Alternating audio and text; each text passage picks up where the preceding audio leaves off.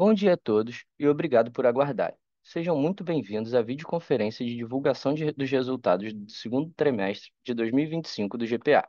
Destaco aqueles que precisarem de tradução simultânea, que temos esta ferramenta disponível na plataforma. Para isso, basta clicar no botão Interpretation, através do ícone do globo na parte inferior da tela e escolher seu idioma de preferência, português ou inglês. For those that don't speak Portuguese, we have the English simultaneous translation that can be used by pressing the interpretation button, represented by the globe icon on the bottom right corner of the screen, and choose the English option. Para aqueles ouvindo a videoconferência em inglês, há a opção de mutar o áudio original em português, clicando em Mute Original Audio.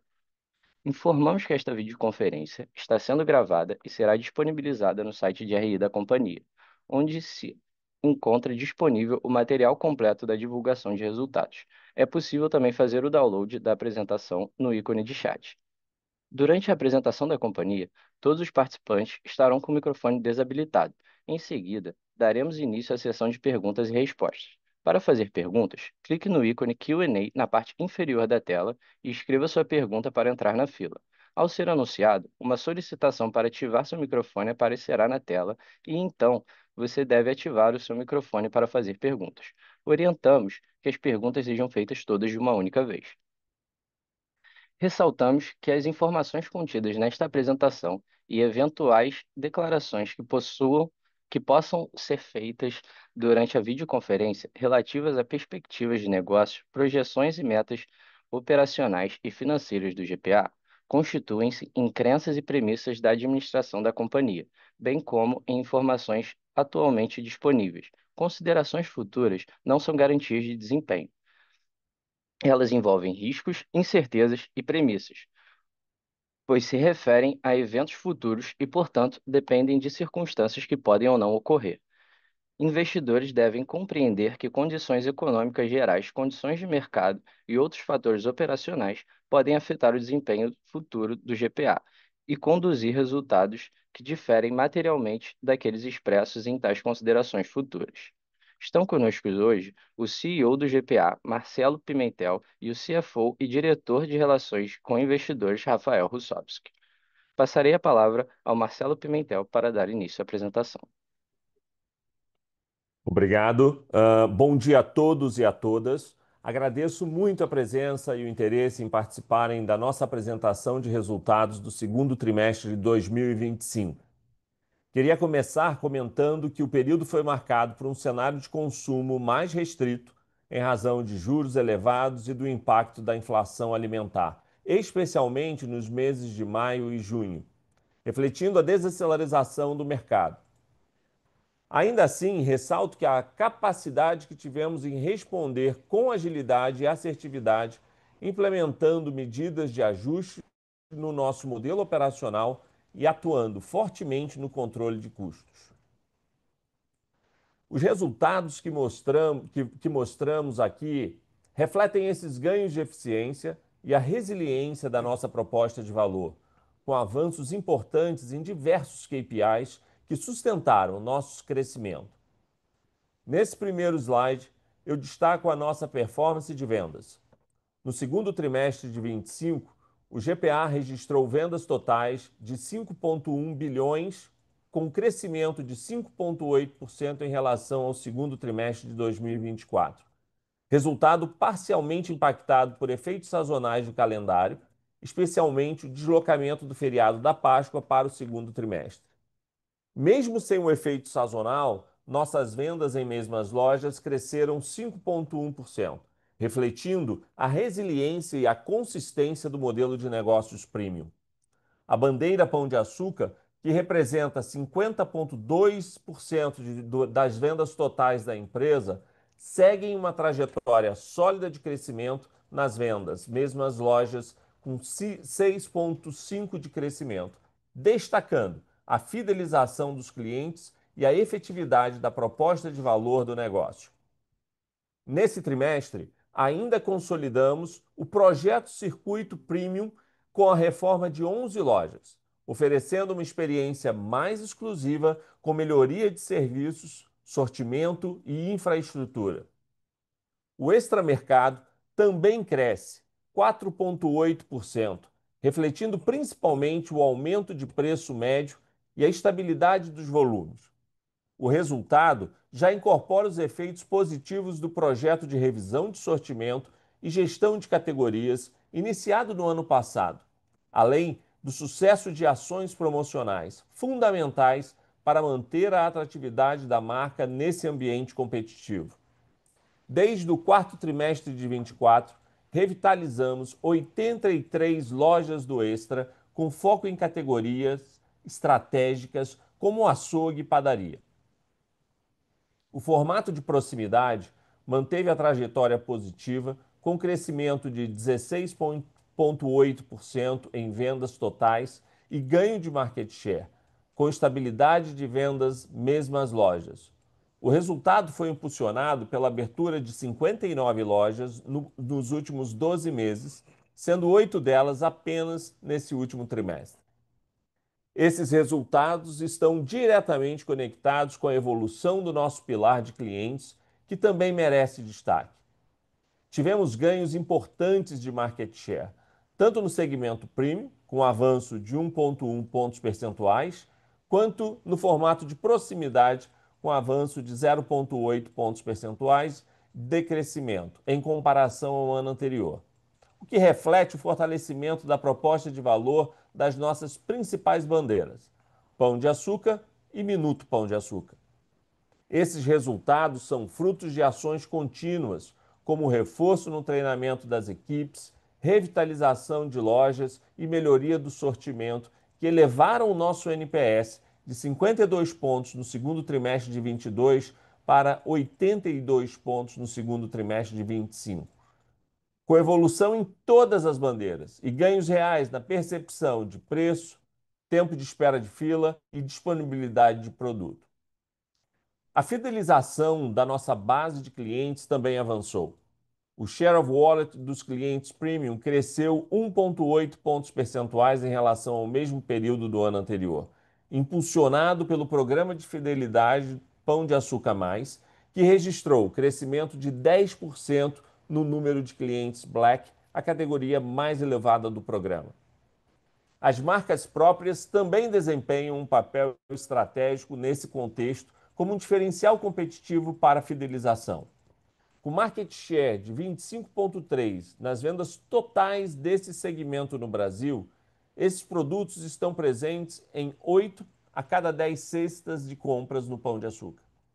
Os clientes de produtos de marca próprias têm frequência de compras 2,4 vezes superior àqueles que não as consomem. No segundo trimestre de 25, a penetração das marcas próprias nas vendas do GPA atingiu 22,6%, um avanço de 0,2 frente ao segundo trimestre de 2024. Seguimos no pilar estratégico de Digital. No segundo trimestre de 25, o canal continua em trajetória de forte crescimento, atingindo vendas totais de 609 milhões, um avanço de 16,3% em relação ao mesmo período de 2024 e 13% de participação nas vendas totais da empresa, um ganho de 1,1 pontos percentuais em comparação anual. Esse desempenho veio acompanhado de uma elevada margem EBITDA pré-IFRS 16 de 9,9%, refletindo os ganhos de eficiência iniciados no quarto trimestre de 22 e reforçando o potencial de rentabilidade e escala do canal. Destaca o avanço expressivo no formato de proximidade no digital, que aumentou 1,5 pontos percentuais de penetração, reforçando o seu alto potencial de crescimento nesse modelo. Os clientes multicanais têm frequência 3 vezes superior e ticket médio 4 vezes maior em relação aos clientes de canal único, evidenciando o valor estratégico da integração entre os canais. Mesmo com o ritmo acelerado de expansão, mantivemos a excelência operacional de entrega de perecíveis, diferencial competitivo e importante alicerce da fidelização, que já representam 35,7% das vendas próprias do canal no trimestre. Avançamos para o próximo slide. Vamos falar de expansão, nosso quarto pilar estratégico. Entre 22 e o primeiro semestre de 25, direcionamos nosso foco de expansão para o formato de proximidade premium com a bandeira Minuto Pão de Açúcar. Nesse período, inauguramos 213 lojas, das 300 previstas em nosso plano, sendo 177 unidades de proximidade, 13 supermercados e 23 conversões de loja de hipermercado em supermercados. A partir de uma estratégia focada em bairros afluentes na cidade de São Paulo, nós temos conseguido avançar nesse canal. As lojas abertas a partir de 2022 não apenas superam as margens das unidades anteriores, como também apresentam rentabilidade média superior à consolidada da companhia, reforçando a assertividade do nosso plano de crescimento e a consistência do modelo de negócio. A partir do segundo semestre de 2025, a abertura de novas lojas terá uma menor intensidade, considerando o avanço relevante já obtido na primeira fase de expansão e um cenário macroeconômico mais desafiador, marcados pelos recentes aumentos da taxa de juros. Ainda no pilar de rentabilidade, destacamos os avanços consistentes do trimestre, representados pelo sólido patamar de margem bruta de 27,4%, resultado que continua a captura de eficiências em todas as bandeiras e o importante avanço na captura de eficiências em SG&A, com diluição de 1 ponto percentual na comparação anual, o que contribuiu para a evolução da margem EBITDA ajustada, atingindo 9% no trimestre, um crescimento de 0,2 em relação ao segundo trimestre de 2024. Logo em seguida, o Rafael vai detalhar com vocês o pilar de rentabilidade. Nesse último slide, eu trago os destaques da nossa agenda de ESG. Na frente ambiental, com ações de manutenção preventiva e corretiva, reduzimos em 2,3% as emissões de gases de efeito estufa dos escopos 1 e 2 no segundo trimestre de 2025, o equivalente a mais de 3 mil toneladas de CO2 evitadas, reforçando o nosso compromisso com a meta de redução de 60% até 2030. Em diversidade e inclusão, fomos reconhecidos pelo terceiro ano como uma das melhores empresas em ações de diversidade, com destaque para o primeiro lugar em engajamento com a cadeia de valor concedido pela Iniciativa Empresarial pela Igualdade Racial. Contratamos mais de 400 refugiados e imigrantes. Avançamos com programas voltados aos colaboradores negros com mais de 100 participantes e concedemos 600 bolsas de cursos de inglês. Também lançamos nosso relatório anual e de sustentabilidade em 2024, que consolida as iniciativas voltadas ao tema. E, finalmente, celebramos o reconhecimento do Merco Responsabilidade ESG, que nos posiciona entre as 100 empresas mais responsáveis do Brasil. Encerro assim a minha participação e passo a palavra agora ao Rafael para os comentários financeiros. Obrigado, Marcelo. Bom dia a todos que nos acompanham na conferência. Começando pelo slide 8, destacamos a evolução da nossa rentabilidade por meio do crescimento do lucro bruto e do EBITDA ajustado. Temos trabalhado de forma consistente em projetos para aumentar a eficiência da companhia, otimizando custos e despesas, sempre com o objetivo de nos adaptar às mudanças do mercado, sem perder o foco na evolução das margens. Os resultados do segundo trimestre de 25 mostram que estamos no caminho certo. Mesmo com um mercado que deu sinais de arrefecimento nos meses de maio e junho, conseguimos atuar de forma competitiva e, ao mesmo tempo, manter a trajetória positiva de captura de ganhos operacionais na margem EBITDA. Como apresentado no gráfico acima, o lucro bruto atingiu 1,3 bilhão no segundo trimestre de 25, com margem de 27,4%, mantendo o patamar elevado obtido após diversas iniciativas implementadas nos últimos trimestres. Em relação ao segundo trimestre de 2024, houve uma redução de 0,8 pontos percentuais reflexo de uma base comparativa mais elevada. Quero reforçar nossa convicção de que a trajetória da margem bruta está plenamente alinhada ao nosso plano, confirmando que estamos na direção correta.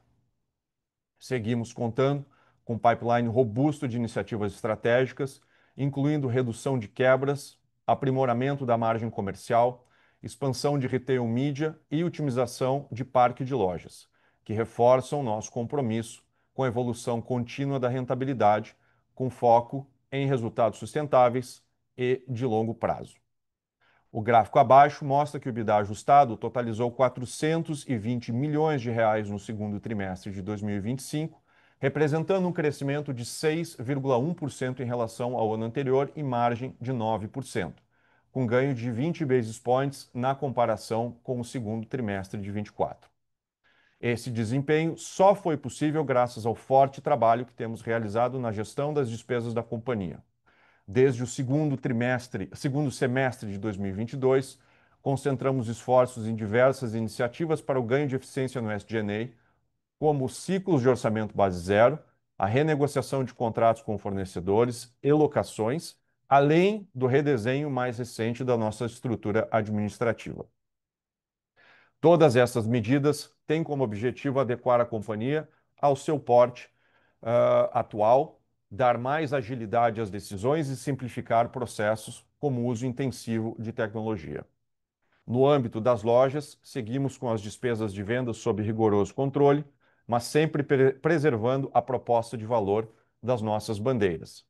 Como resultado, apresentamos uma diluição de 1 ponto percentual no SG&A em relação à receita líquida, na comparação com o segundo trimestre de 2024, sendo que a maior parte dessa eficiência foi capturada nas despesas administrativas. Seguindo a apresentação para o slide 9, com o desempenho financeiro do lucro líquido.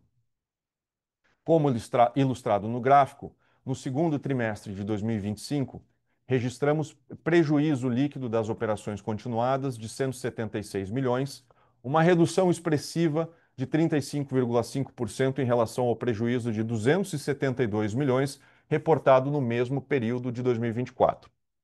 Essa melhora reflete a evolução positiva do resultado operacional, conforme destacado no slide anterior, e a redução dos impactos de outras despesas operacionais, resultado do menor impacto de provisões tributárias.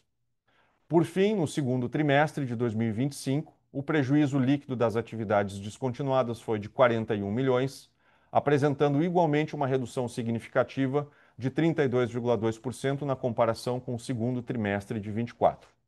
Esse desempenho reforça o avanço consistente no processo de redução dos impactos negativos relacionados principalmente à operação descontinuada dos hipermercados. Passando para o slide 10, apresentamos o fluxo de caixa gerencial dos últimos 12 meses, período em que geramos um fluxo de caixa operacional de 1,1 bilhão de reais. Esse resultado foi impulsionado por uma melhora significativa no EBITDA ajustado pré-IFRS 16, que alcançou 856 milhões, registrando um crescimento expressivo de 232 milhões em relação a 2024. Além disso, tivemos uma gestão eficiente do capital de giro de mercadorias, que contribuiu com geração de 235 milhões no período, apoiada por uma melhora de 6 dias no ciclo de capital de giro, na comparação com o segundo trimestre de 2024. Dando continuidade à análise do fluxo de caixa, o CAPEX totalizou 711 milhões de reais, um leve aumento de 1,9% em relação ao período anterior. Apesar desse crescimento, já vemos uma redução nos investimentos em expansão, reformas e TI, resultado do amadurecimento da nossa estratégia, sendo que essa tendência deve se intensificar nos próximos trimestres. Como o Marcelo destacou, teremos uma menor intensidade na abertura de novas lojas em 2025 e 2026. Essa decisão reflete uma postura mais prudente e cautelosa diante dos recentes movimentos da taxa de juros e dos avanços já alcançados com as inaugurações realizadas em 2022 e o primeiro semestre de 2025. Passando para outras despesas operacionais, totalizam 687 milhões, mantendo a trajetória de redução que venho mencionando nos últimos trimestres. Esse resultado ainda é impactado por efeitos não recorrentes registrados nos últimos 12 meses. Em relação ao período anterior, houve uma queda de 201 milhões de reais. Vale lembrar que esses últimos 12 meses ainda refletem efeitos não recorrentes que somaram 512 milhões de reais, principalmente relacionados aos acordos tributários e processos trabalhistas do Extra Hiper. Por fim, o custo financeiro líquido totalizou 701 milhões de reais nos últimos 12 meses, um aumento de 8,5% em relação ao período anterior. Esse crescimento reflete principalmente a elevação dos juros atrelados à taxa Selic sobre as nossas dívidas. No slide 11, apresentamos em detalhe a evolução da nossa alavancagem financeira. Como mostra o gráfico, a dívida líquida aumentou em 835 milhões nos últimos 12 meses, impactada principalmente por efeitos não recorrentes já mencionados em outras despesas operacionais. É importante destacar que parte relevante desses efeitos está associada a acordos tributários que, embora representem desembolsos pontuais, trouxeram uma redução significativa das contingências da companhia, graças aos descontos obtidos em juros e multas. Encerrando, a alavancagem financeira pré-IFRS 16 alcançou 3 vezes no trimestre, frente a 2,7 vezes no período anterior. Temos trabalhado não apenas no operacional, mas também em iniciativas adicionais para acelerar a redução da alavancagem. Como mencionei, temos confiança na redução dos gastos não recorrentes que afetam nosso caixa, especialmente aqueles ligados às atividades descontinuadas. Além disso, seguimos monitorando e avaliando oportunidades com ativos não estratégicos que possam contribuir para esse processo de desalavancagem. Encerro aqui a nossa apresentação de resultados financeiros e proponho agora abrir a sessão de perguntas e respostas.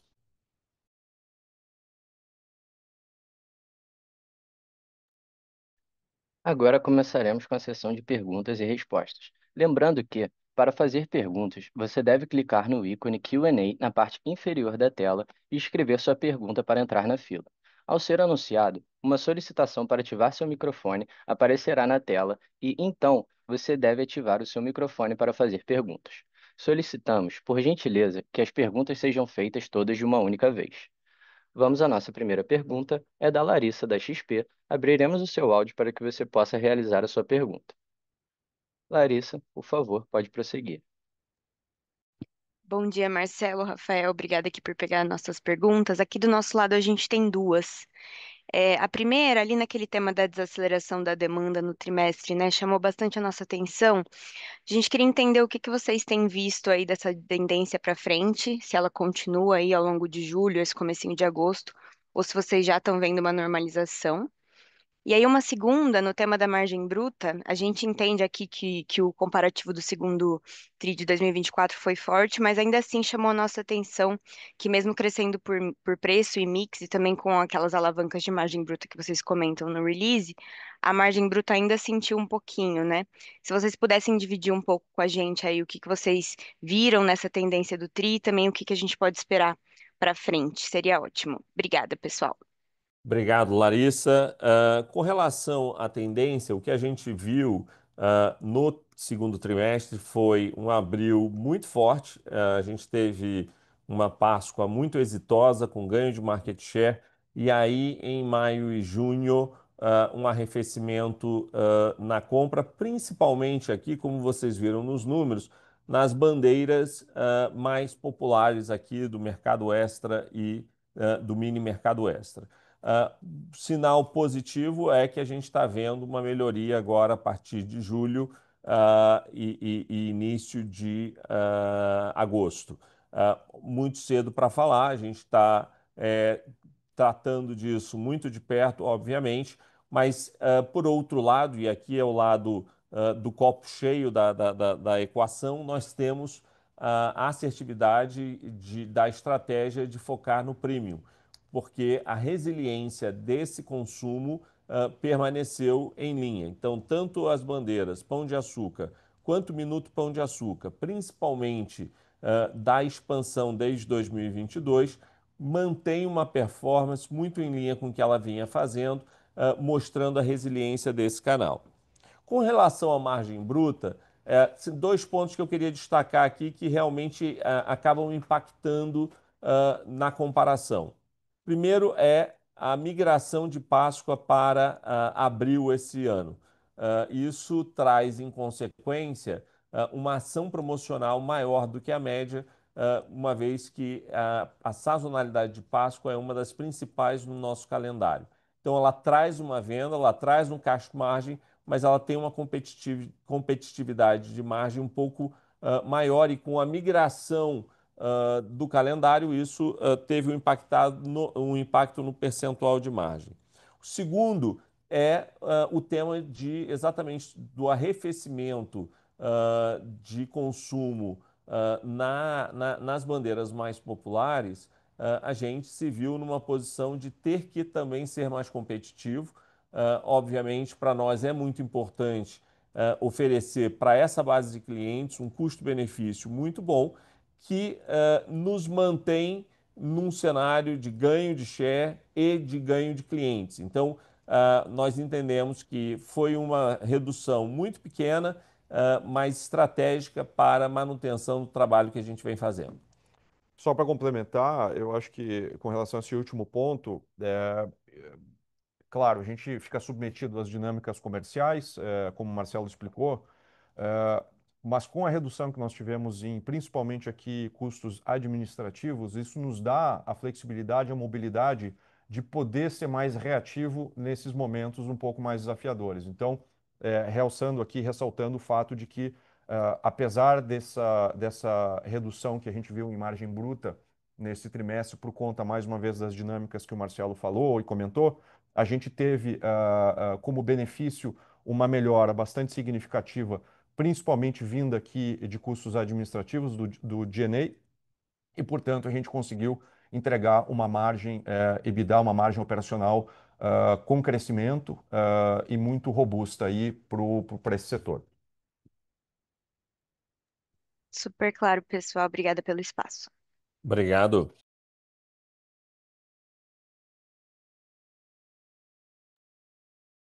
A próxima pergunta é do Vinícius Strano, da UBS. Abriremos o seu áudio para que você possa realizar a sua pergunta. Vinícius, por favor, pode prosseguir. Bom dia, Marcelo, Rafael, obrigado por pegar minha pergunta. Falando um pouquinho aqui sobre efeito de inflação, se vocês puderem comentar um pouco como é que vocês enxergam aqui uma eventual desaceleração na inflação dos alimentos, aqui nas vendas, e se puder dar um pouco de detalhe aqui sobre categorias onde vocês enxergariam um pouquinho mais de sensibilidade. E vocês comentam um pouco sobre o investimento em competitividade aqui nas bandeiras mais populares, né? Então, se puder dar um pouco mais de ideia sobre a elasticidade de preço no cenário atual, como é que vocês enxergam aqui, né, esse investimento maior em preço, eventualmente ganhando um pouco mais de volume? Qualquer ideia assim na relação preço-volume que vocês têm enxergado e o que vocês imaginam para frente? E aqui uma dúvida mais pontual, quando a gente olha o crescimento da receita bruta foi um pouco mais próximo de 6% e da líquida um pouco mais próximo de 4%. Então, só queria perguntar aqui se é alguma coisa um pouco mais pontual que explica isso, como é que vocês enxergam isso aqui para frente também. Obrigado. Obrigado. Com relação à inflação, Vinícius, eu costumo falar, e é uma realidade do setor, nós vivemos num setor que tem um sortimento tão macro que você pega tanto inflação e deflação no meio do caminho, né? Então a gente viu como é bem comunicado temas como café, outras categorias que carne, que são importantes para nós e que estavam sofrendo, e a gente começa a ver uma desaceleração do impacto inflacionário nessas categorias. Por outro lado, a gente também tem visto uma deflação em FLV, o que tem nos ajudado com relação a volume, e traz um desafio com relação à caixa. Mas o balanço que a gente está olhando para esse segundo trimestre e indo pelo menos agora para o terceiro trimestre é de uma estabilidade de preço sem grandes solavancos. Principalmente a gente começa a ver também uma oferta de carne maior no mercado, o que para nós é obviamente muito importante porque é uma categoria super relevante no nosso mix, que tem um share of wallet da cesta do cliente bastante importante, portanto, ter uma estabilidade de preço e principalmente em cortes premium para as nossas bandeiras premium são notícias boas olhando para frente. Com relação à competitividade, eu acho que com o cenário macroeconômico que a gente está vivendo, com notícias o tempo todo, traz uma sensibilidade maior dos clientes com relação a investimentos, principalmente da base de clientes mais mainstreams, aqui de volta falando de uh, extra mercado e mini mercado extra. Nesse contexto, nós temos focado no que é fortaleza para esses canais e é assim que a gente quer continuar, seja com açougue, padaria e FLV como as grandes categorias que chamam fluxo para a loja e aí você complementa o restante da cesta com propostas de valor e de custo-benefício muito fortes para mercearia básica, higiene e limpeza, todas essas outras categorias que vêm a reboque para esse público. Acho que na vantagem também que a gente tem aqui é no tema de o mercado extra ser competitivo vendendo em unidade.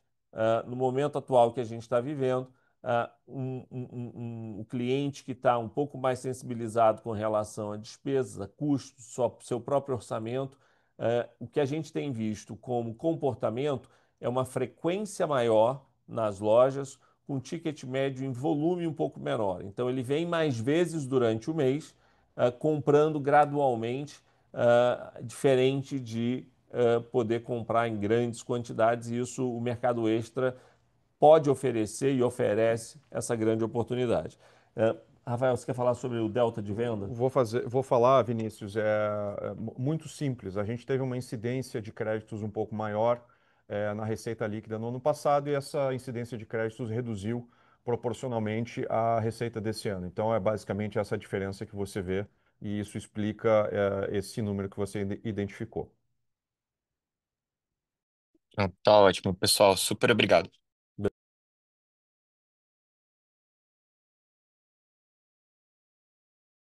A próxima pergunta é do Bob Ford, do Bank of America. Abriremos o seu áudio para que você possa realizar a sua pergunta. Bob, por favor, pode prosseguir. Bom dia, Pimentel, Rafael. Parabéns pelos avanços e obrigado por pegar minha pergunta. Pimentel, qual a sua opinião e do Conselho sobre a importância de Poison Pill? E como devemos pensar sobre as mudanças no Comitê de Auditoria? Obrigado. Obrigado, Bob. Um prazer falar com você. Sempre muito bom. Com relação ao tema de Poison Pill, o que eu posso falar para vocês são os fatos. E os fatos são que esse assunto não foi discutido em pauta de reunião do Conselho de Administração. O que surgiu via mídia e no momento não houve discussão do Conselho sobre esse tema. Ah, não quero aqui passar opinião pessoal, porque eu acho que esse é um assunto do Conselho e dos acionistas que, em momento adequado, caso necessite, vai abordar. Com relação aos eventos de ontem, eu queria colocar alguns pontos aqui que eu acho que é importante para o conhecimento de todos. Primeiro ponto é que a saída dos dois conselheiros do Comitê de Auditoria não impacta em nada o bom andamento dos trabalhos do comitê. Segundo, que não há necessidade de reposição. E eu repito aqui, não há necessidade. Nós mantemos acima da exigência legal de composição da CVM, tanto legal quanto de independência. Qual é o grupo mínimo para um comitê de auditoria? De acordo com a CVM, o mínimo são de 3 membros, com maioria de independentes e um especialista contábil. No nosso caso, nós mantemos 4 membros, 3 independentes e a maioria dos independentes com a especialização contábil. E queria só ressaltar aqui novamente para o grupo a qualidade dos membros do comitê de auditoria que nós estamos. Nós temos o senhor Líbado Miranda, com mais de 35 anos de experiência no mercado financeiro e empresarial, formado em Ciências Econômicas pela UFMG, possuindo pós-graduação e executivo em Finanças pelo IBMEC, MBA também pelo IBMEC e Instituto Brasileiro de Capitais Direito Empresarial pela FGV. Gisélia Silva, que também é membro do nosso comitê de auditoria, ela é advogada, especialista em direito empresarial, do mercado de capitais, graduada em direito pela PUC, com MBA em marketing, direito societário e pós-MBA em formação de conselheiros de administração. Atuou por 18 anos no grupo CPFL, é instrutora de formação de conselheiros do IBGC, tendo sido coordenadora da Comissão de Governance Officers de 2010 a 2018. Por último, nós temos o senhor Bruno Salotti, que é chefe do Departamento de Contabilidade da USP. O senhor Bruno é graduado e mestre, doutor e livre docente de Ciências Contábeis da FEA, na USP, graduado em Ciências Autuárias para a FEA USP. Atualmente é professor sócio associado e chefe do Departamento de Contabilidade e Atuária da FEA da USP, membro votante e vice-coordenador técnico do Comitê de Pronunciamentos Contábeis do CPC, membro do grupo de trabalho formado pelo CPC para conduzir os trabalhos de emissão da IFRS 18, membro titular do Conselho Fiscal da Serena Energia S.A. E aqui, Bob, e a todos os ouvintes, eu quero reforçar o compromisso que essa companhia tem com a transparência e a total diligência em todos os processos. Todos os nossos números são auditados por Big Four independentes e continuam sendo e vão continuar sendo e sem nenhuma sinalização.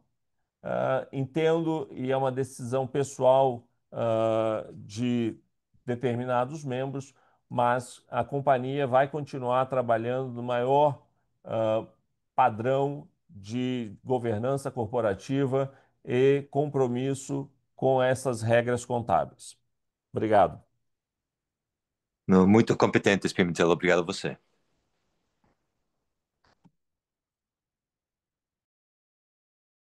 A próxima pergunta é do Vitor, do Itaú. Abriremos o seu áudio para que você possa realizar sua pergunta. Vitor, por favor, pode prosseguir. Ah, Bom dia, Marcelo Rafael. É um follow-up só na pergunta sobre a inflação alimentar. Vocês têm visto alguma mudança ali do ponto de vista da indústria? Obrigado. Começamos a ver, sim, principalmente em algumas categorias específicas que tem, a gente começa a ter um fluxo maior de disponibilidade no mercado brasileiro que vai proporcionar uma redução de preço para o consumidor final. Acho que a competitividade traz por benefício para o cliente final esses elementos e potencialmente o que está acontecendo na visão macro da economia pode trazer um excesso de produto para o Brasil que se traduz imediatamente em preço para o consumidor. É, não quero entrar específico aqui em categorias, obviamente, porque é um tema sensível de competitividade interna, mas já começamos sim a ver movimentos de alguns fornecedores com uma adequação à realidade inflacionária. Obrigado, Marcelo. Obrigado. A próxima pergunta é do Ruben do Santander. Abriremos o seu áudio para que você possa realizar sua pergunta. Ruben, por favor, pode prosseguir. Bom dia, Marcelo, Rafael, tudo bem?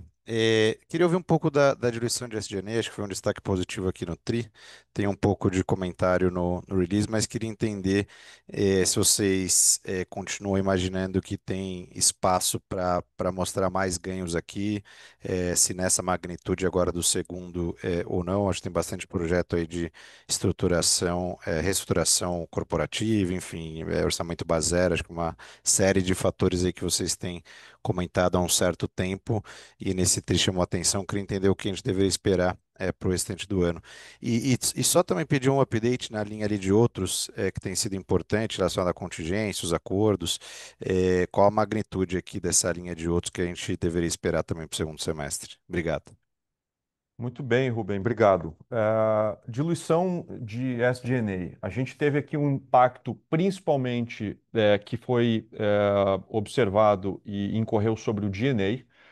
Conforme a gente apontou no trimestre anterior, nós fizemos uma readequação e uma reestruturação administrativa com uma redução significativa de colaboradores no final do ano passado com o objetivo de atingir essas eficiências ao longo desse ano. Então, isso a gente já começa a perceber isso de maneira mais evidente, como você vê aqui. Além disso, nós tivemos também uma redução bastante importante de despesas relacionadas à TI, que também foi bastante importante com relação ao segundo trimestre do ano passado. Então, o que a gente vê neste trimestre é basicamente reflexo já desta redução de quadro administrativo que nós tivemos no final do ano passado e começamos a já capturar esses ganhos já ao longo desse ano e uma redução bastante significativa também em contas de TI. Com relação a outras atividades ou outras iniciativas que a gente tem visando melhorias aqui, você já tocou em algumas delas. A gente tem sido muito rigoroso com o orçamento base zero. A gente está entrando numa terceira, ou já está no meio de uma terceira onda de orçamento base zero. Esse orçamento base zero nos trouxe ganhos extraordinários desde 2022 e seguimos encontrando aqui uma série de possibilidades e potenciais eficiências conforme a gente vai continuando a fazer análise aqui, principalmente na área administrativa. Um outro ponto bastante importante, Rubem, é o fato de a gente ter feito uma troca, é algo muito administrativo, não vou dar muito detalhe aqui, mas a gente fez a troca de uma ferramenta de compras que nós implementamos no começo desse ano, e essa ferramenta de compras nos propiciou já a fazer o teste dela com alguns leilões, algumas concorrências específicas sobre alguns insumos que a gente utiliza em loja e mesmo serviços aqui, facilities, como a gente chama. A gente teve um resultado muito positivo mesmo, chegando a alcançar ganhos de mais de 50% em determinados leilões, o que para a gente nos coloca numa posição de muita, primeiro, felicidade e, segundo, de uma boa perspectiva olhando para frente, porque nós temos aqui compras de indiretos extremamente significativas. A gente compra próximo de 4 bilhões de indiretos por ano. Então, qualquer ganho significativo aqui, ou menor, ou por menor que ele seja, ele pode ter um impacto muito grande sobre este bolo de dinheiro que é muito relevante aqui nas nossas compras de indiretos. Então, a gente está muito atento a isso e segue fazendo aqui os esforços e lançando mão das iniciativas para buscar mais eficiências daqui para frente. Com relação aos outros, eu acho que você está fazendo referência à linha de outras despesas e receitas operacionais do P&L, Isso aí. e só para dar um panorama geral do que houve aqui nesse trimestre. Nós tivemos a ativação de uma indenização relacionada à amortização de ágio, que, como vocês sabem, nós tivemos uma autuação relacionada a esse tema, e essa autuação, enfim, essas ações todas elas são cobertas pelos antigos controladores da companhia, a Península e o Casino.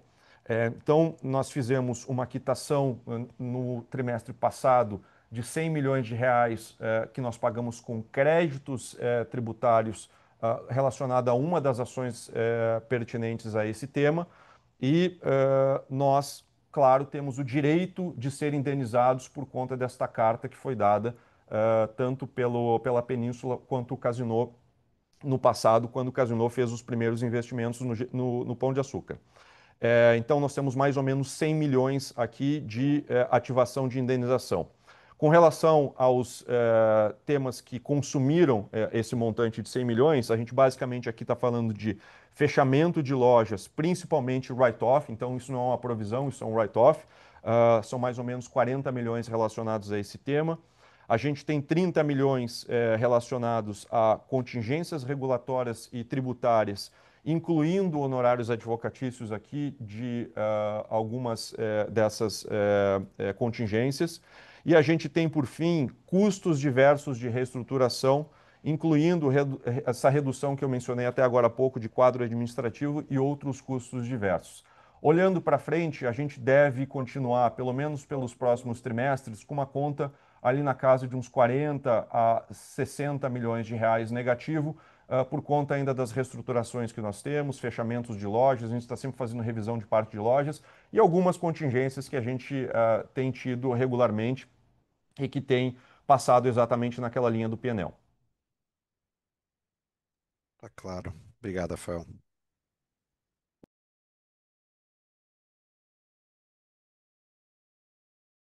A próxima pergunta é do Alexandre, da Morgan Stanley. Abriremos o seu áudio para que você possa realizar a sua pergunta. Alexandre, por favor, pode prosseguir. Oi, bom dia, pessoal. Obrigado por pegarem a pergunta.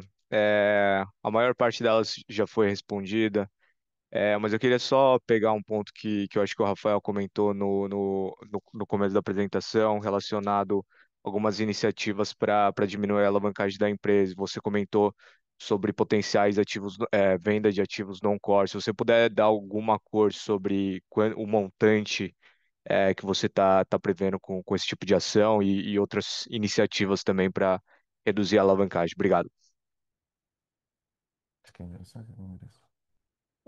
Alexandre, obrigado, bom dia. Sim, a companhia continua como sua meta principal no período que nós estamos com a desalavancagem da companhia. Nesse sentido, vocês conhecem já todo o trabalho que foi feito até aqui, mas nós estamos também olhando para oportunidades outras que nós acreditamos temos uma oportunidade concreta de efetuar para que esse processo de desalavancagem continue e se acelere enquanto o operacional continua a melhorar. Aqui, pela sensibilidade, a gente não pode entrar no detalhe do que estamos falando, mas o fato é que temos aí de duas a três transações significativas que, se obtivermos sucesso nesse processo, deveriam trazer algumas centenas de milhões para a companhia. E em isso acontecendo, o compromisso dessa administração, do conselho, é de que 100% de toda e qualquer receita gerada por vendas de ativos não core ou não estratégicos serão destinadas para a redução de dívida. Não vamos usar esse dinheiro para absolutamente nada que não seja redução da alavancagem da companhia. Além disso, Alexandre, eu acho que é importante mencionar, eu não queria que passasse despercebido o fato de que quando você olha para o nosso fluxo de caixa gerencial, que a gente apresenta no release, tem duas linhas ali muito importantes e que consomem ainda caixa. Uma delas é, claro, o CapEx. A gente vem fazendo bastante investimentos, principalmente no sentido de trazer o parque de lojas para um nível minimamente aceitável e aderente à nossa proposta de valor. E a gente vem também apresentando uma conta ali que é de outras despesas e receitas, outras receitas e despesas.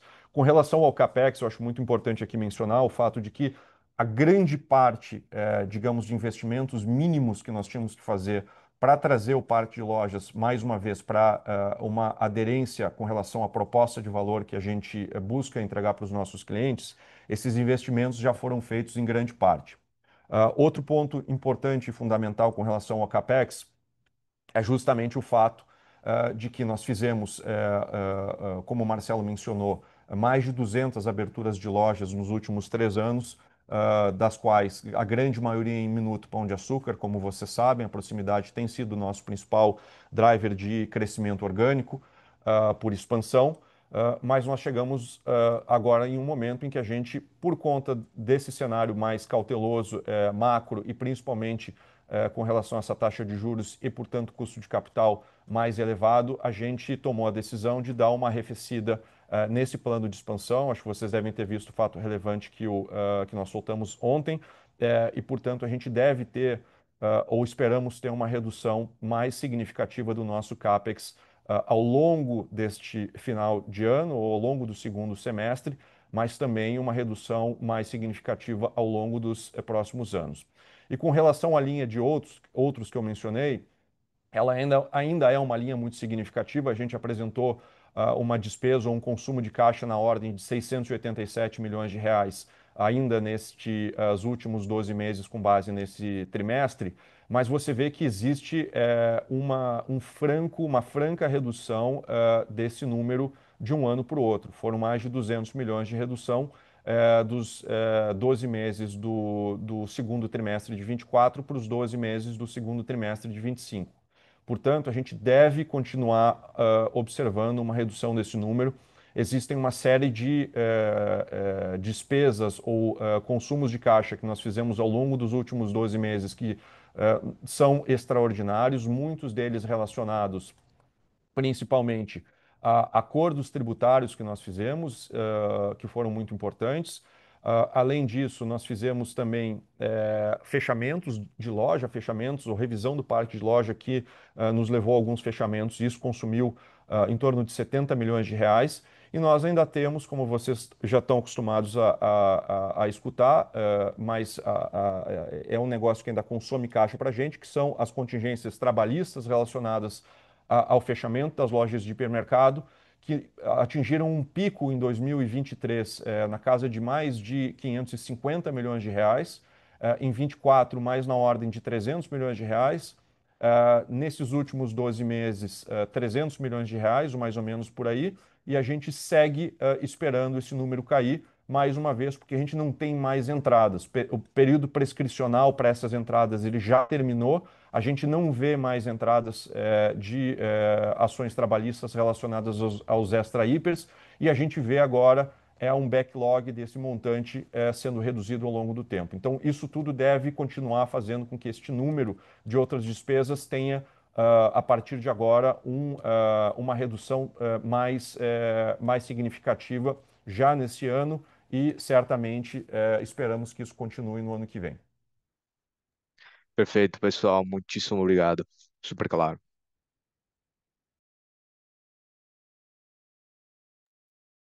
A próxima pergunta é da Gabriela, da Goldman. Abriremos o seu áudio para que você possa realizar a sua pergunta. Gabriela, por favor, pode.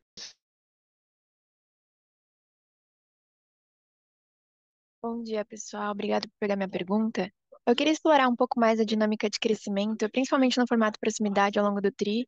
Vocês comentaram que teve um impacto no fluxo por conta dos feriados prolongados no trimestre, mas seria interessante se vocês pudessem dar um pouco mais de cor do que foi o efeito calendário, de fato, na performance, ou se teve algum outro fator que impactou o desempenho no TRI. Obrigada. Obrigado, Gabriela. Não, não teve. Foi isso. Infelizmente ou felizmente para nós aqui, a estratégia está concentrada na cidade de São Paulo, nos bairros mais afluentes, aonde as pessoas podem caminhar para as lojas. Essa é a base da estratégia do Minuto Pão de Açúcar. E quando você tem um feriado prolongado como tem sido esse primeiro semestre e principalmente ali no período de Páscoa, a proximidade em si é impactada diretamente, porque exatamente esse público que historicamente deixa a cidade. Agora, é importante dizer que nós temos tido uma assertividade muito grande com relação à proximidade, né? A gente, como comentado aqui, foram mais de 170 lojas inauguradas desde então, e o nível de assertividade dessas lojas tem crescido muito. Essas safras, comparado ao todo, vem crescendo, por exemplo, 9%, 16% de crescimento, ou seja, crescimentos muito acima da companhia, exatamente da companhia combinada. Então, tem esse impacto. Em contrapartida, a gente tem um segundo semestre com muito menos incidência de feriado prolongado, o que deve trazer para a gente o benefício de ter exatamente esse público ficando mais nas casas. Mas muito confiante, e por isso, e tem um outro ponto que eu queria ressaltar com relação à proximidade, que é a introdução do canal digital na proximidade. Nós começamos esse projeto quando a gente tombou o digital para 100% de ser ship from store, saindo das lojas. Nós começamos com a bandeira Pão de Açúcar, depois nós fomos para o mercado extra e agora nós estamos entrando na proximidade.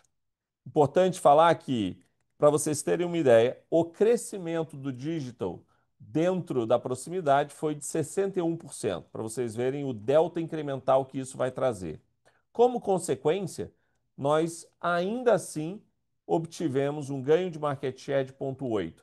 Ou seja, quando comparado ao mercado, mesmo tendo essa comparação de fluxo contra nós mesmos, nós continuamos ganhando market share no mercado. Então, de novo, nós estamos não só muito otimistas com o canal, mas principalmente agora investindo em trazer vendas adicionais para esse canal através da implementação do projeto de digital nas nossas lojas de proximidade. Super claro, obrigada.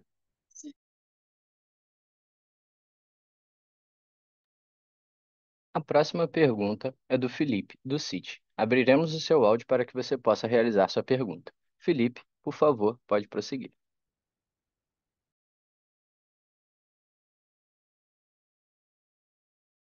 Oi, bom dia, João aqui. Tudo bem, pessoal? É, eu tenho uma pergunta só. Queria explorar um pouquinho, assim, a gente está vendo a margem de EBITDA pré-FRS melhorando, mas assim, ainda o índice de cobertura aconteceu a EBITDA sobre a despesa financeira, né? Ainda, enfim, eu acho que vocês estão fazendo esforços orgânicos, vocês estão, né, ajustando aí o custo de ocupação, mas eu queria ouvir um pouco, acho que essa aqui é mais para o Rafael, né? Como é que a gente pode imaginar, assim, como é que você vê essa cobertura, esse índice que eu falei aqui, via esses esforços orgânicos, enfim, se você também puder separar com a sua expectativa aí em desinvestimentos, o quanto que isso pode melhorar essa equação, isso é importante aqui para a gente avaliar o case aqui. Obrigado.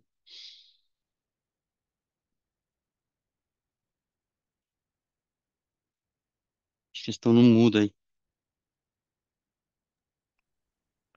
Obrigado, Oi. João. Esse é um tema, claro, que a gente tem muita atenção sobre ele. É, a gente tem uma série de iniciativas, né? Acho que a gente comentou algumas delas. É, a desalavancagem deve vir, em grande parte, pela melhora na geração de caixa. O EBITDA da companhia, a parte operacional, como você apontou, ele tem demonstrado bastante resiliência.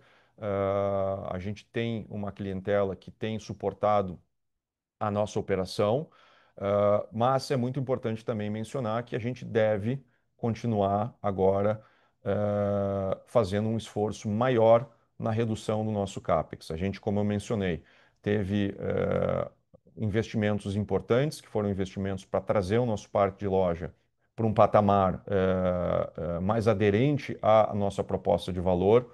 Esses investimentos foram feitos já em grande parte, e daqui para frente eu estimo que a gente deva ter uma redução bastante significativa nessas demandas de CAPEX daqui para frente. Então, esse é um ponto importante.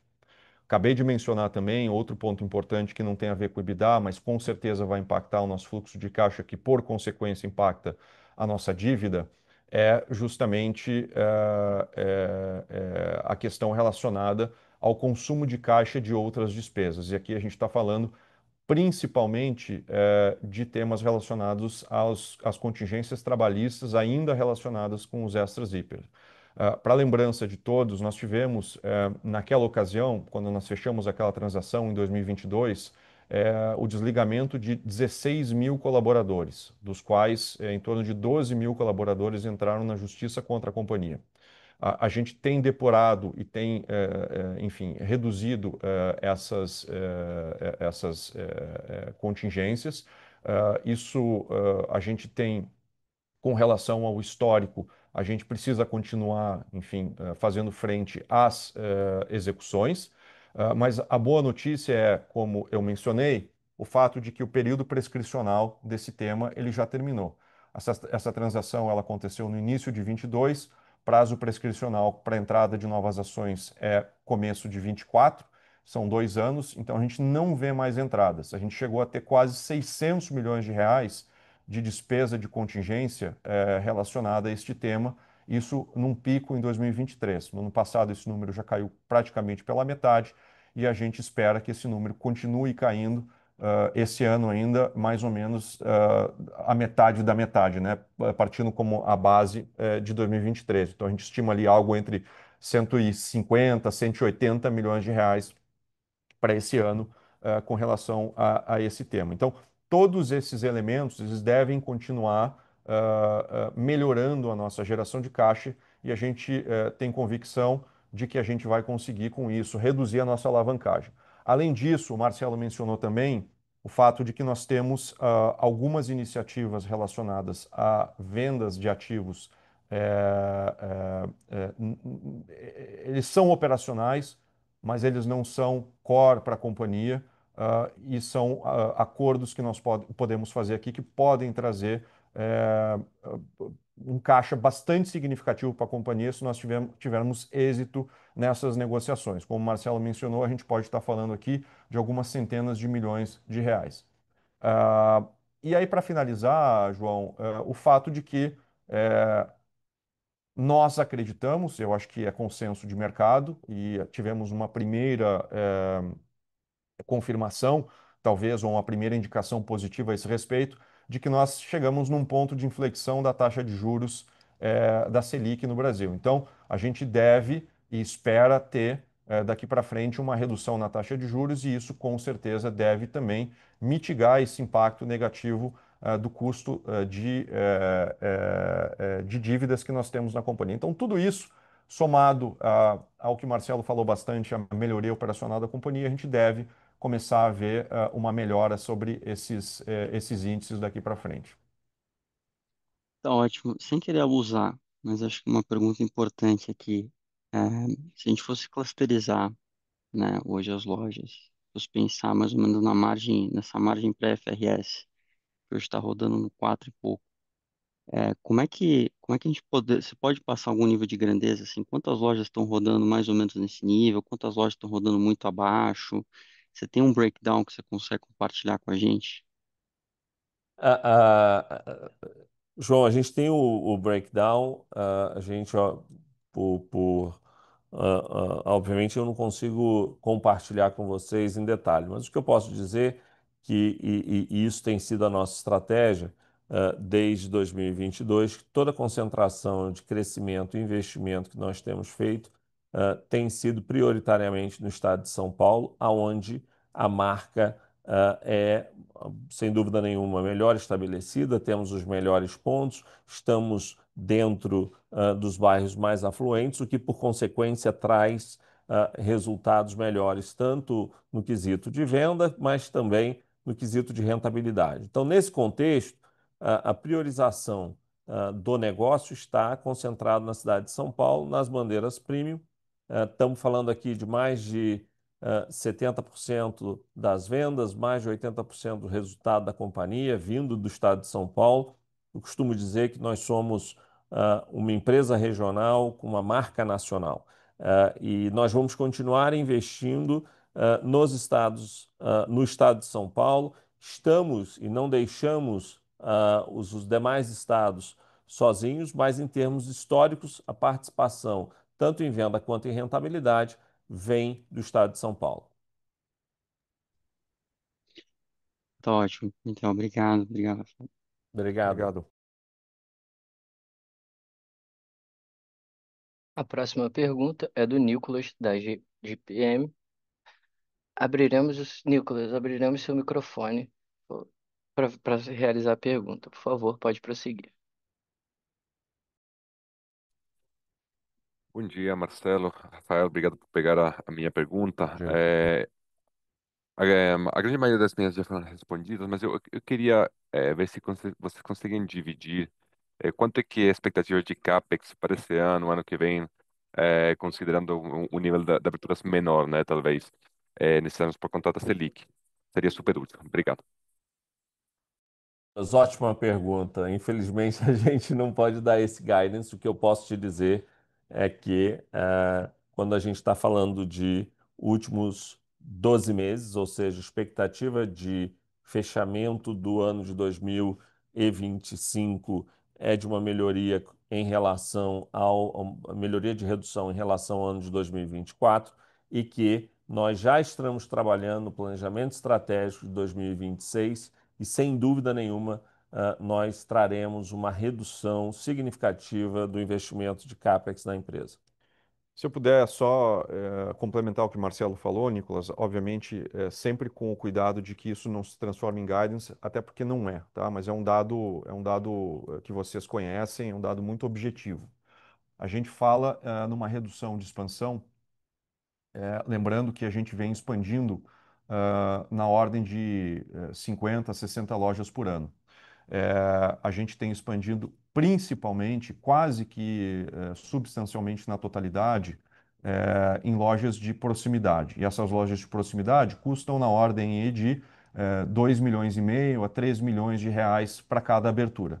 Então, se a gente pegar os números que a gente vem, enfim, apresentando para a expansão nos anos mais recentes, a gente só aí tem algo na casa de uns 140, 150 milhões de reais. Então, sem de novo querer que isso se transforme em guidance, até porque a gente não está dando guidance sobre a expansão futura, mas só para você ter uma ideia do que é o montante total, mais ou menos, do que só este item representa. É claro, a gente está trabalhando em uma série de outros itens, buscando mais eficiência, buscando melhorias na nossa alocação de capital, mas só esse item em particular, ele representa em torno de 140, 150 milhões de reais.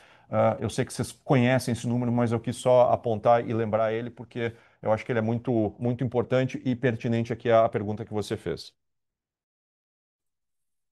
Obrigado, super claro. Obrigado, pessoal. A próxima pergunta é do Iago Souza, da Genial Investimentos. Abriremos o seu áudio para que você possa realizar sua pergunta. Iago, por favor, pode prosseguir.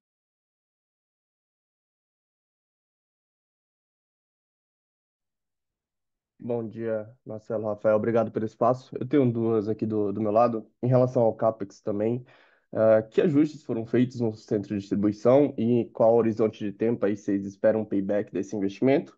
E em relação ao fechamento ali das unidades do Mini Extra, inclusive uma unidade ali está em conversão, eu entendo que fechamento aqui é perfeitamente normal e o valor é ínfimo, dado que ali representa acho que 4% do formato, mas me levanta algumas dúvidas. Alguma parte desse fechamento ali é uma correção da expansão dos últimos 2 anos? E se sim, ali o que que não deu certo? E sobre essa unidade em conversão, eu queria entender um pouco mais sobre o que levaria a fazer uma conversão do mini para um minuto, por exemplo. É muito grande a diferença de rentabilidade entre os dois formatos? O que você pode abrir em relação a isso? É, Iago, vamos lá. CAPEX CD. Eh, Aqui foram dois investimentos. Giro normal de vida do CD, onde a gente teve que trocar, principalmente no nosso CD o 1, que é o nosso CD principal na Anhanguera, as paleteiras, que são os porta-pallets na estrutura do CD. Esse é um processo que acontece a cada 5, 6, 7 anos, esse ano era um ano importante para que isso acontecesse. Nós fizemos isso tanto no CDU, CD1 e algum complemento de outros CDs, mas é um investimento pontual, de longa duração. O payback desse processo é relativamente rápido, mas ele é mais do que a visão de payback, procedimento basal para a manutenção da operação do CD. Produtividade do CD também, né? Com relação ao fechamento do mini extra, de novo, aqui não tem absolutamente nada de novo, é um processo natural, da mesma forma que a gente revê a abertura de lojas, é parte do mesmo comitê a revisão de performance de lojas e algumas dessas lojas nós fechamos. Então, nesse quesito, fechamos 6 lojas de proximidade no último trimestre. Importante falar aqui que a grande maioria da razão disso tem a ver com localização, mudança de cenário competitivo ao redor da loja. A gente dá e tem todos os esforços para tentar recuperar uma loja antes de fechá-la, mas no momento que a gente entende que todos os esforços foram empreendidos e que ainda assim essa loja não reage, nós não vamos mantê-las abertas. Na sua grande maioria, na verdade, na sua totalidade, esses fechamentos acontecem de expansões feitas muito lá atrás. É importante ressaltar que antes de 2022, nós já tínhamos 200 lojas nesse formato, e aqui, praticamente com a mudança da estratégia, o fechamento tem ocorrido nas lojas de proximidades antigas. E em termos de transformação, ah, é o mesmo racional. Por exemplo, o que a gente tem visto, principalmente na cidade de São Paulo, que vocês conhecem bem, desde a liberação do plano diretor de construção na cidade de São Paulo, a cidade vem se transformando muito e com muitos prédios de alto padrão sendo construídos em regiões que até então não estavam com o objetivo nesse público-alvo. E à medida que isso foi acontecendo, nós temos visto uma oportunidade de trazer a proposta do Minuto para esse cliente. E aí você vai falar em termos de margem, a gente está falando algo em 5 pontos percentuais melhor do que um mini mercado, porque a gente oferece um sortimento diferenciado, uma presença de perecíveis maior e uma proposta de valor de serviço também melhor, trazendo junto o ponto que eu comentei, que vai acontecer muito esse ano, que é a introdução do digital nessas lojas. Então, nada diferente, nada de alarme aqui. Eu acho que é um processo natural que a gente trabalha mensalmente na revisão de pátio de lojas, e somos muito diligentes no sentido de, quando a gente percebe que uma determinada unidade não está performando já por algum tempo, tendo tentado tudo para ajudá-la, nós também não temos nenhum problema em fechar essas unidades e melhorar a rentabilidade do canal. Só para tangibilizar, Iago, para você entender o que foi essa conversão, essa foi uma conversão que foi feita, talvez você conheça essa loja, era uma loja do Mini, na Rua dos Pinheiros, foi uma região que se transformou demais nos últimos anos, era uma loja do Mini Extra um pouco mais antiga, ela fica ali mais ou menos quase na Rua dos Pinheiros, ali fazendo, para quem vem ali da Pedroso de Moraes à esquerda, na Rua dos Pinheiros, ela fica à direita para quem entra na Rua dos Pinheiros. É uma loja que, desde que nós fizemos a conversão, ela tem tido um desempenho bastante superior à loja anterior, mais uma vez pela aderência desse novo modelo, desse modelo diminuto, a essa região que se desenvolveu e se transformou tanto ao longo dos últimos anos. Perfeito, muito bem respondida. Parabéns pelo resultado, pessoal. Obrigado, hein? Obrigado. A sessão de perguntas e respostas está encerrada e agora gostaríamos de passar a palavra ao Marcelo Pimentel para as considerações finais da companhia. Muito obrigado pela participação de todos. Diante de um cenário macroeconômico ainda desafiador, o nosso trabalho com foco e disciplina nos permitiu registrar avanços importantes. Protegemos as margens, reduzimos as despesas e ganhamos participação no segmento premium, que se mostrou mais resiliente nesse ambiente adverso. Finalizamos esse ciclo com a certeza de que seguimos firmes no caminho certo e seguimos atentos e comprometidos com os nossos objetivos. Quero aqui oferecer um agradecimento especial a todo o time, cuja dedicação tem sido essencial para continuarmos nessas jornadas. Meu muito obrigado a todos e um bom dia. Declaramos que a videoconferência está encerrada. O Departamento de Relações com os Investidores está à disposição para responder as demais dúvidas e questões. Muito obrigado aos participantes e tenham um bom dia.